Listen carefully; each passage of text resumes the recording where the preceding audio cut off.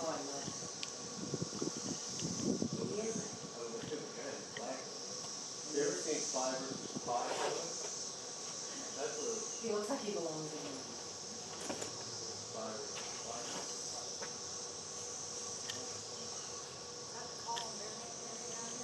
5. Welcome to the Dayton National Cemetery. My name is Sean, and I'm a cemetery representative here.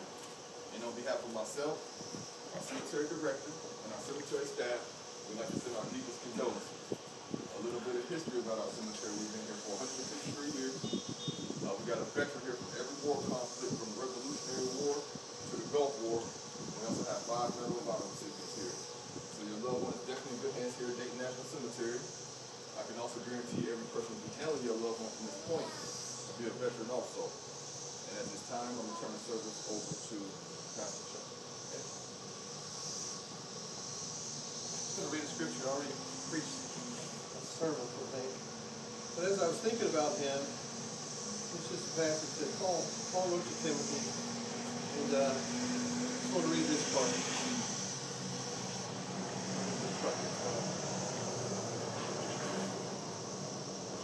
Paul said this, "For I am already being poured out as a drink offering, and the time of my departure has come. I have fought the good fight, I have finished the race, I have kept the faith. Henceforth there is laid up for me the crown of righteousness, which the Lord the righteous judge will award to me on that day, and not only to me, but also to all those who love his appearing."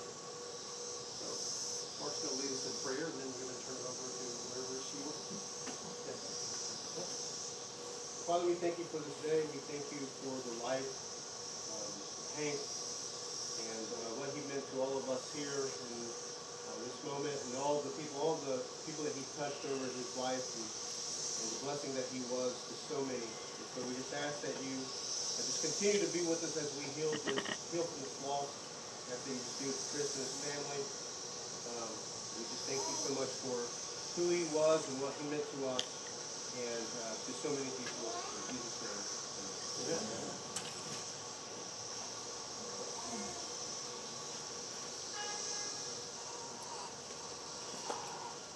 Good afternoon. I'm Nikki Clancy. I'm a hospital administrator with Premier Health, and I got to know Hank while I was a chief operating officer at Miami Valley Hospital. And what Sharon, Paul and I are going to do, Sharon was my assistant when I worked at Miami Valley Hospital, and we knew Hank quite well.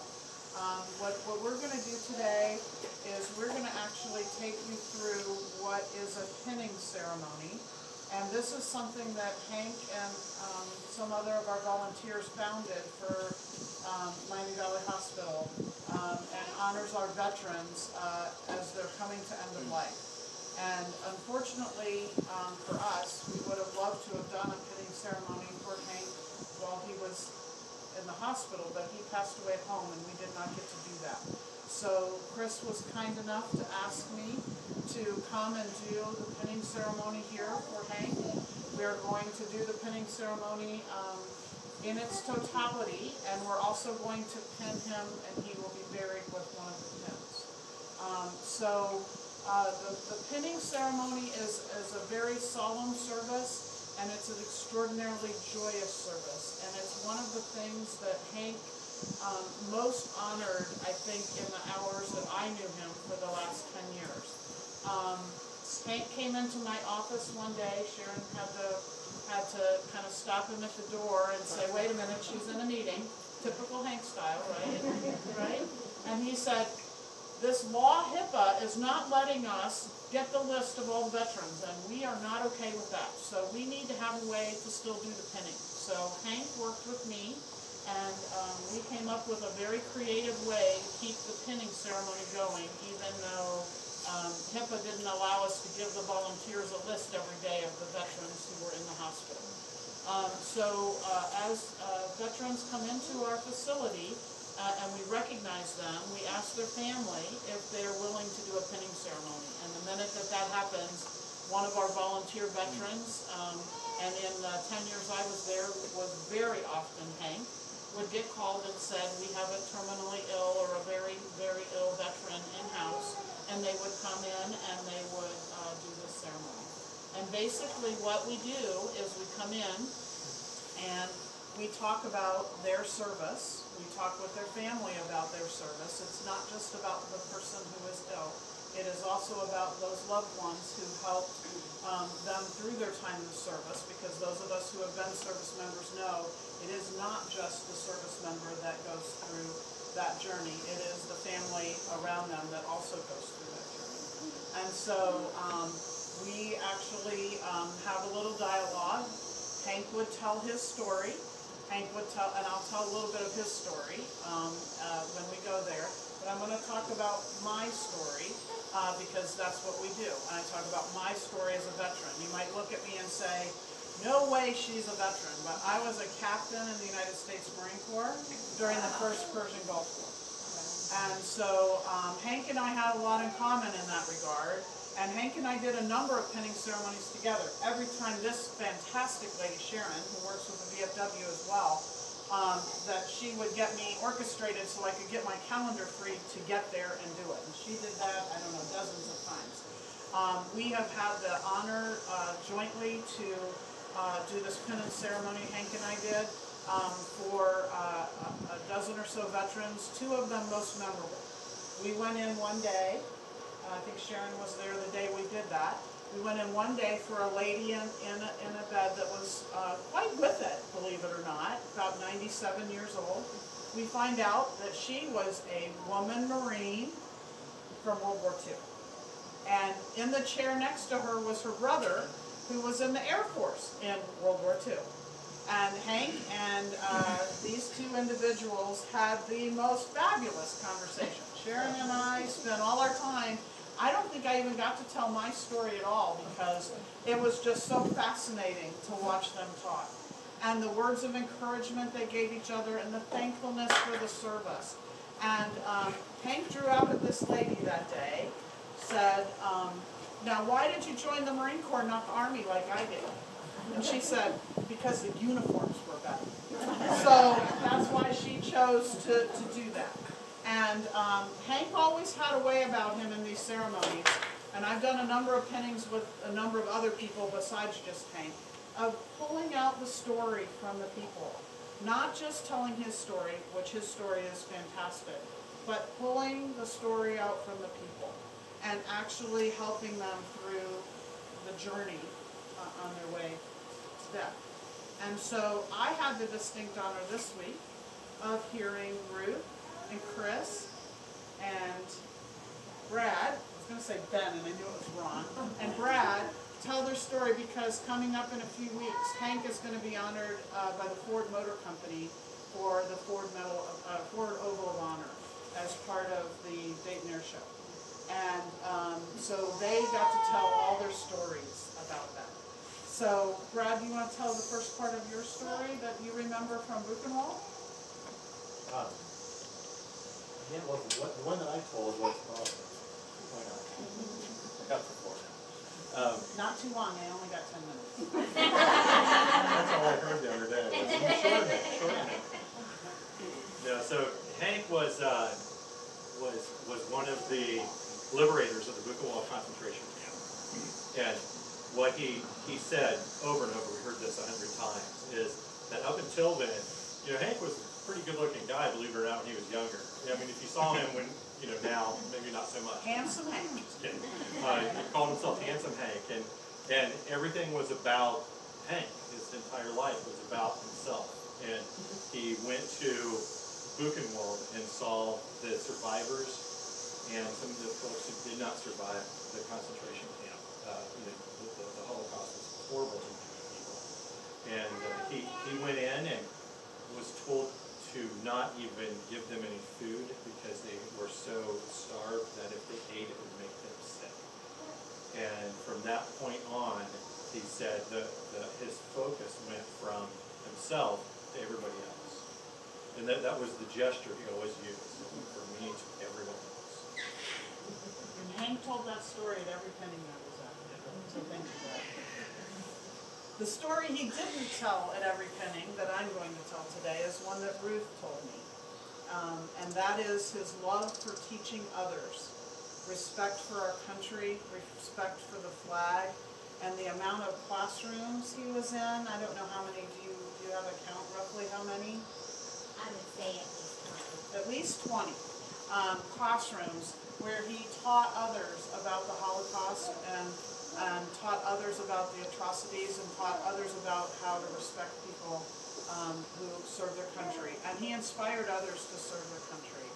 He also told and taught to our medical school residents at the Wright State Boonshoff School of Medicine.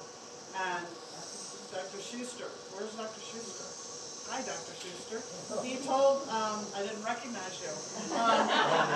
Sorry, we've met before, I didn't recognize you. But he talked about how he spent so much time with our medical school residents, so they respected research. They respected the care of the patient. They respected the diversity in our world today, so that we could provide the proper care. So he has trained an upcoming group of people who will serve others in that regard. A little bit about my story, and I'm just going to say this. I did not serve on foreign soil, but I did serve during the Persian Gulf War. I come from a long line of military family all the way back to the Civil War, and I unfortunately am the last in my generation to serve. But my daughter is a physician, and she actually met Hank at one day she was in, and he told her a couple stories. Of course, he also said, "Mickey, who are you? Who are you?" He goes, "I remember who you are." Anyway, but he would always give me a card inviting him to his 100th birthday. So I still have those on my desk at home and my desk at work, because it reminds me every day of the importance one small gesture can make on the lives of others. And Hank certainly made one small gesture for us. Sharon has a couple words she would like to say before she presents the flag to Chris.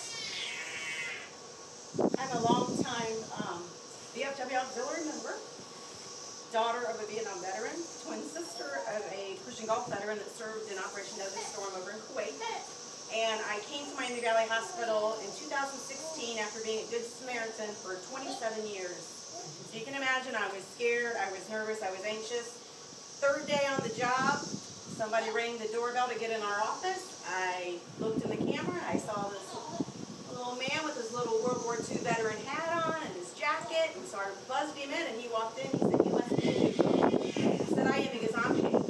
I said, "Okay," and we proceeded to have, he was looking for Mickey, she was in a meeting. We proceeded to have a 20-minute conversation, and every time that I felt out of place or out of home, I just had to go down to the Apple Street lobby and find Hank, and he would put a smile on my face. I told my twin sister about Hank, who's a veteran.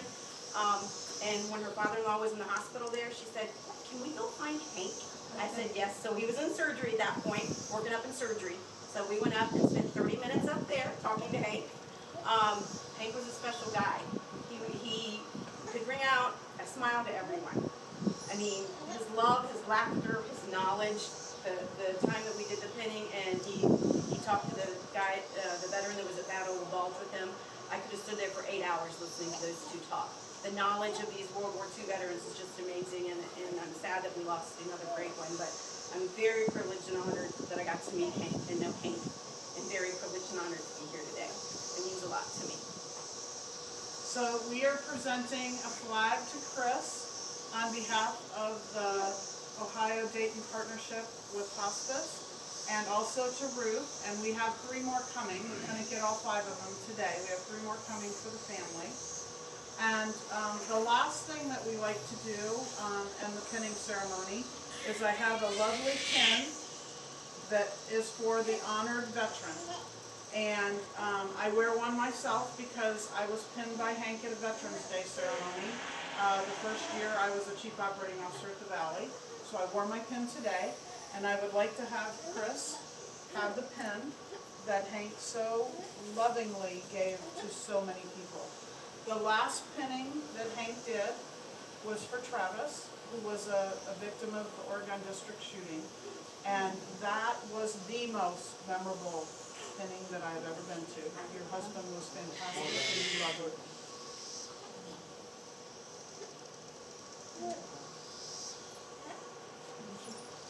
So I will be placing a pin at graveside, so he can be buried with the pin that he should have gotten before he passed.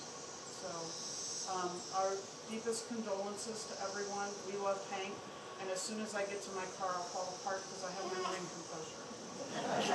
Thank you. All right, this does conclude today's service here at the committal shelter. We will be proceeding over to the grave site, so when Ms. Christina can be seated, I've got some paperwork to go over with you. Our grave is right here, so I don't know if you folks might want to park a little closer or walk from here, totally up to you.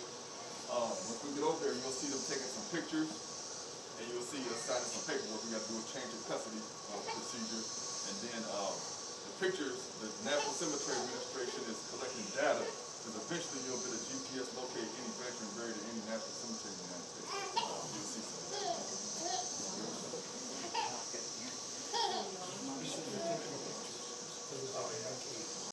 I'll say something. I'll say something.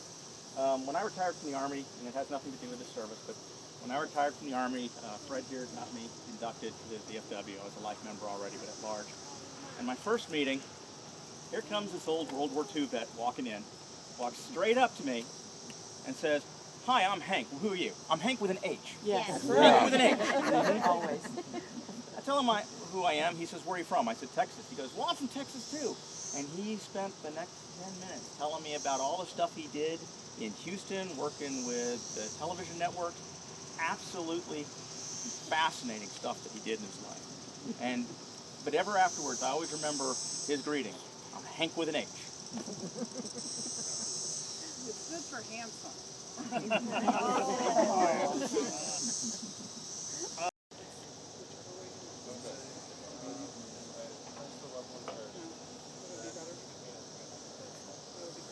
Detail and hook.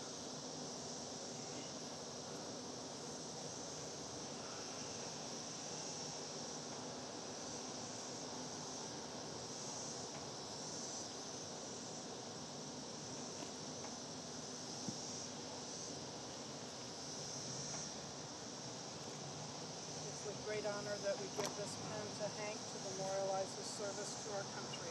Thank you, Hank.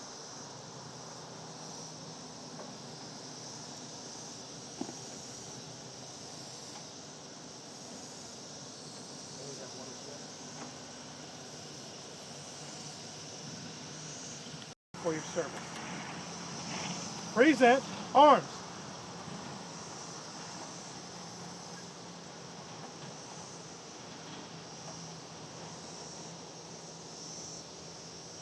I can see the rest of the veterans.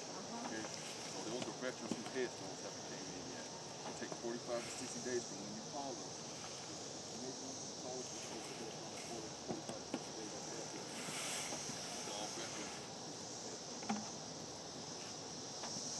Order arms.